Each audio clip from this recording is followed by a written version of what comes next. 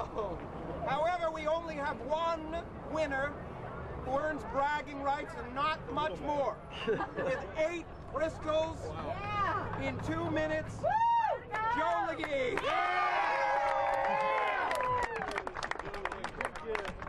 Something more. You get the Krystal eating contest class 1 It is so reminiscent of the Olympics.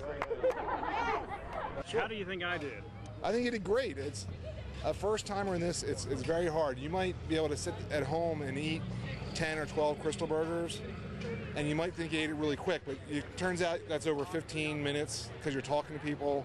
You don't normally just eat without doing anything else. So it's a different feeling for people. So it's a little bit harder than it looks. It takes some practice. And then to make the square-off finals, every eater that makes the finals puts in a lot of work to try to get those numbers. So I'll do a lot of training sessions to try to keep my speed up, to try to get under 3 seconds a burger. It's way harder than it looks. Why do you think that? It's just different. I mean, you absolutely have to dunk the burger, and that's a different feeling. People aren't used to eating the hamburger wet. So you have to overcome that, and then learn how long to dunk the burger. You don't want it too saturated where you're just taking in all this liquid. And over the course of 100 burgers, you're doing gallons of liquid on top of the burgers.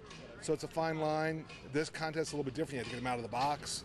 So there's lots of stuff that you really do need to practice for this contest to have a chance to win.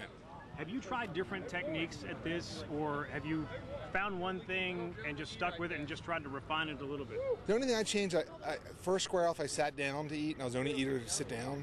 And at that time, it was comfortable, but I learned standing up is easier for me. But I've not changed my technique. I eat the burger whole. I pick up the whole burger, dunk it, and kind of just mush it in and swallow. I don't really have to do too much chewing until I get over about 70, and then the chewing starts. But some people, I was next to a guy named Pat Barletti last year, and he split every one of his burgers in half. He ate 94, one behind me. So obviously it's whatever technique works best for you. But I've been fortunate that whole burger worked from day one, and I'm not going to change it. You think you can meet Joey Chestnut this year? I absolutely would not be coming back if I didn't think I was going to win. You cannot go into contests at this level of competitive eating assuming that, okay, 4th place looks good, if I have a good day, maybe 3rd. It's self-defeating thinking. I've been close to Joey. I was able to beat him last weekend in the rib contest. Nobody's unbeatable, and to be honest with you, it comes down to people who want it and people that need it. I put a lot on the line for this contest. I need a win in this contest, just for my personal. This is my Olympics right here. So, I mean, the whole season is just trying to peak at this contest. So I've been doing all my training is just peaking. If you look at the Olympics, they're littered with athletes that peak too soon. They get to the Olympic Games, and while it's fantastic they got there, they didn't win the prize they really wanted to.